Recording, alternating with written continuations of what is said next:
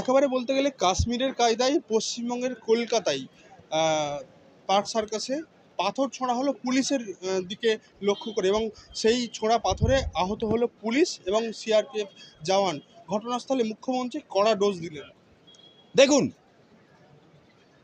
যারা পাথর ছুঁড়েছে কাশ্মীরের মতো, যারা পুলিশকে রক্তাক্ত করেছে, যারা সিআরপিএফকে রক্তাক্ত করেছে, তাদের উদ্দেশ্যে বলছি যে এটা মমতা বাবুর সরকার না, এটা মমতা খালার সরকার না, এটা মমতা আপার সরকার না। যে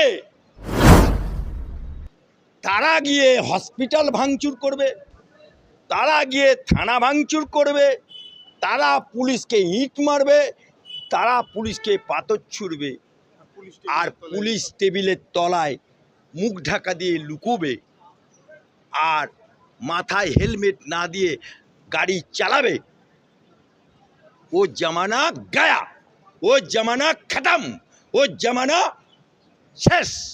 সুতরাং जो गैर कानूनी भावे बेआईनी भावे बिल्डिंग দোকান তৈরি করেছে, সে সনাতনী হোক, হিন্দু হোক আর মুসলমান হোক, किसी को छोड़ेगा नहीं।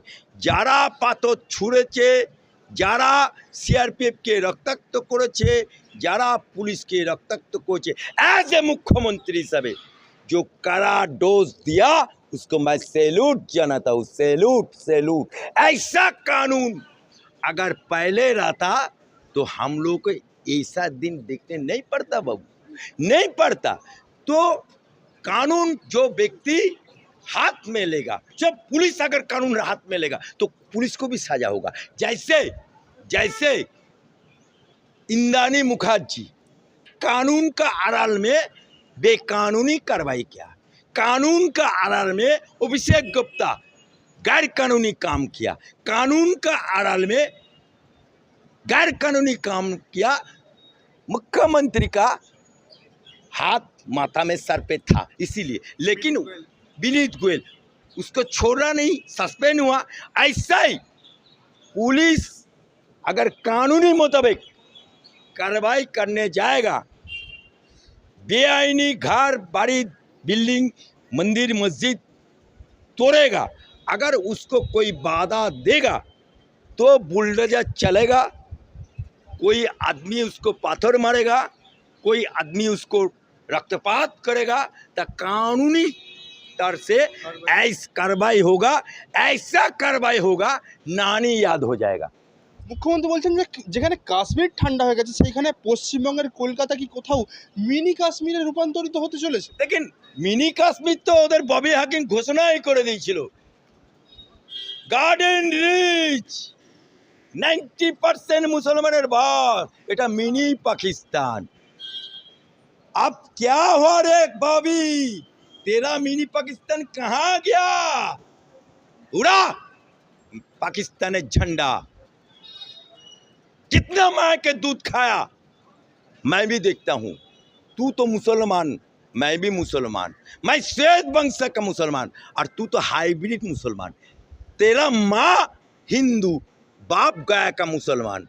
बंगाली नहीं है बाबू, बंगाली मुसलमान नहीं है, बहिरागत तो गया का मुसलमान। तू तो हाइब्रिड माल, क्रॉस मुर्गी, पोल्ट्री मुर्गी देखा ना, क्रॉस, वो तो पोल्ट्री मुर्गी है, क्रॉस बीट है। वो ना हिंदू ना मुसलमान, ना हिंदू ना मुसलमान, ना घर का ना घाट का। अभी सरकार गया, अभी तो धोबी का कुत्ता बन गया। আগামী দিনে এই হেন ঘটনা যদি আবার ঘটে তাহলে কিন্তু এটা পশ্চিমবঙ্গ মাথায় রাখতে বলা হয়েছে যারা বিক্ষোভকারী, যারা পাথর ছোঁড়া।